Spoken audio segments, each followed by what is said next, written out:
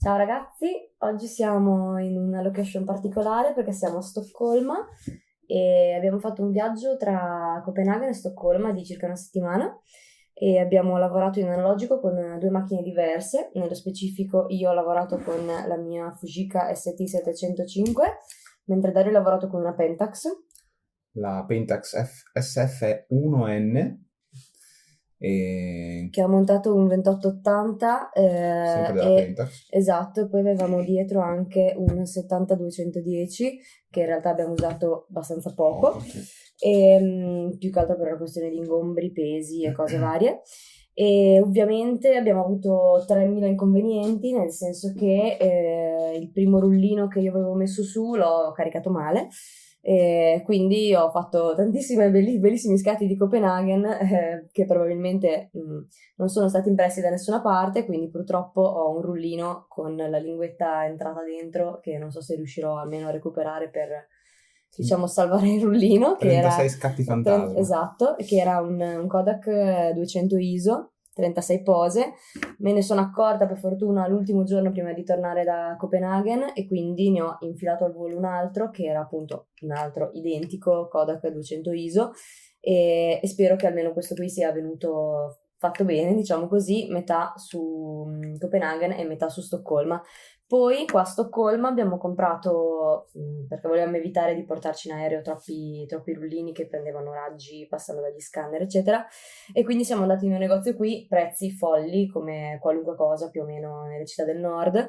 E io ho preso un obiettivo un rullino molto particolare, c'è un rullino della Lomo con una formulazione nuova del 2021, adesso non mi ricordo neanche esattamente come si chiama, ma lo scriverò. Metropolis. Sì, Metropolis qualcosa, che è un 100-400 ISO, non ho ben capito come giocare questa cosa, quindi vedremo quando svilupperemo. Se avete consigli. Esatto, quando svilupperemo gli scatti vedremo cosa è venuto fuori e dovrebbe avere dei colori particolari.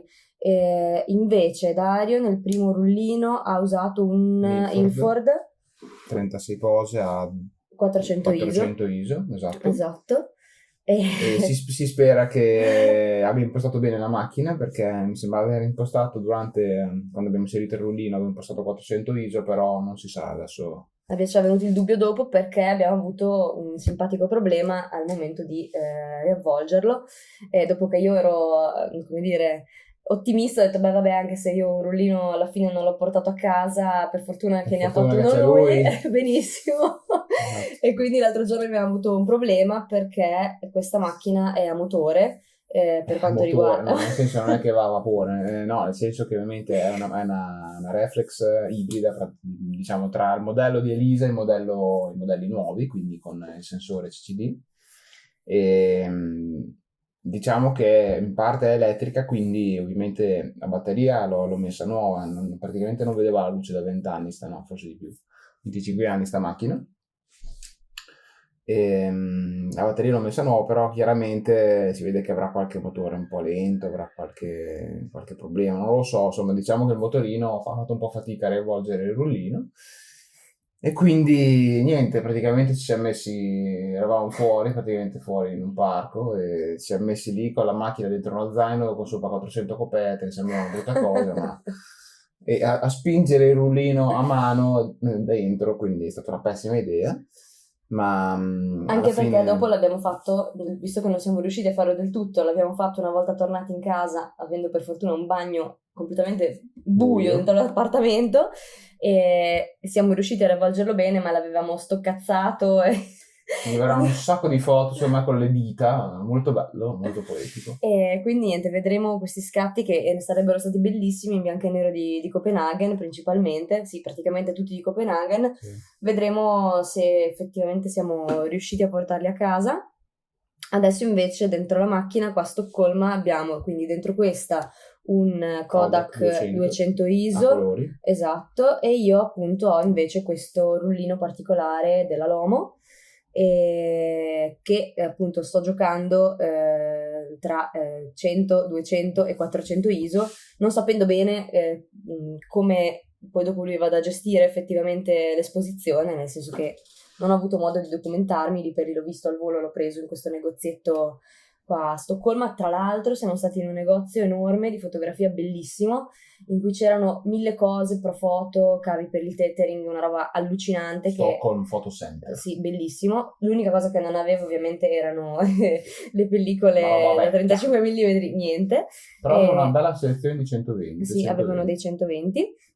E quindi dopo siamo andati invece da questo negozietto di un signore ligure, tra l'altro, stranissimo trovarlo qua, che vive qua da, quanto ha detto, 60 anni, che aveva una marea di pellicole anche particolari, quindi sarebbe stato anche bello mettersi lì a guardare bene. Costavano una follia, nel senso che per quel Kodak abbiamo speso 26 euro, 27 euro. A casa io penso di trovarlo intorno ai 12 euro qualcosa. Invece stranamente questo qua mio Lomo l'abbiamo pagato 160 corone, che quindi sono spannometricamente 16 euro, 15-16 euro. E niente, quindi adesso vedremo cosa verrà fuori da tutto ciò e speriamo di aver portato a casa qualcosa, almeno un rullino io dovrei averlo portato a casa. A questo secondo siamo diventati matti a caricarlo, perché pur facendogli fare 2 o 3 scatti ritornava fuori la pellicola anche già quando aveva già preso, diciamo, il giro nel rocchetto. E quindi anzi abbiamo trovato che effettivamente invece che infilarla direttamente dentro la letta è molto più semplice infilarla da sopra e farla scendere. E ho anche provato a piegarla un po' a mano perché facesse meno resistenza alla curvatura, che doveva, cioè, visto che in questa macchina deve andare incontro, diciamo, contro il raggio di curvatura della pellicola, abbiamo provato a far così e speriamo che abbia preso bene, perché insomma non si sa mai, è sempre una scoperta all'ultimo. E niente, quindi adesso vedremo un attimo cosa verrà fuori da questi scatti a Stoccolma. Faccio presente che sono le 9 di sera e qui c'è ancora il sole altissimo, chiaramente il sole praticamente non tramonta mai, tramonta seriamente. Sì, cioè rimane sempre Sole. il sole, ho detto sole, rimane sempre una specie di alone di tramonto, il cielo un po' azzurrino, anche a mezzanotte inoltrata, e quindi insomma molto particolare. La luce è bellissima, questa luce del tramonto è veramente stupenda. Ieri abbiamo fatto un po' di foto tra la Golden Hour, che Golden Hour non si può neanche chiamare perché dura delle ore, quindi è una cosa un po' strana, e abbiamo fatto un po' di foto in notturna in giro per la città e adesso penso che andremo a fare un altro giro finché il tempo lo consente. E niente, vedremo gli sviluppi di questo esperimento. Una tattica carina che abbiamo adottato in realtà per scattare anche di notte è quella di utilizzare la modalità Pro del cellulare, che ti permette di cambiare gli ISO e... Sì, per avere un minimo di indicazione sull'esposizione. Esatto. Per vedere almeno come verrà la foto più o meno, quindi anche quello è una buona idea da utilizzare, almeno ti dà un'idea di che cosa stai facendo. Poi vediamo, magari non ci abbiamo preso neanche per sbaglio, esatto. Perché ovviamente il telefono non so bene come ragioni a livello di diaframma, quindi chiaramente si può impostare l'ISO, può impostare i tempi, però... il diaframma rimane lo stesso. Quindi è un po' difficile fare effettivamente un confronto, però insomma vedremo se ha avuto un senso a livello indicativo negli scatti che abbiamo fatto in notturna. Ciao!